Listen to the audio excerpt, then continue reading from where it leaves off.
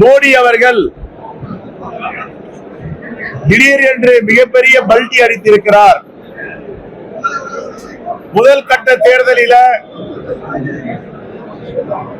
நிறைய குழந்தைகள் பெற்றுக்கொள்ளும் இஸ்லாமியர்களுக்கு இந்துக்களுடைய சொத்துக்களை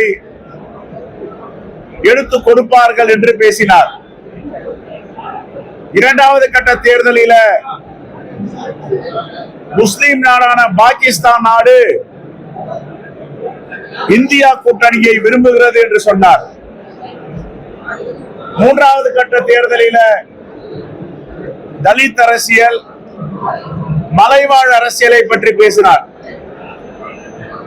நான்காவது கட்ட தேர்தலில் தாலி அரசியலை பேசினார். உங்கள் தாலியை எடுத்து வேறு ஒருக்கு கொடுத்து விடுவார்கள்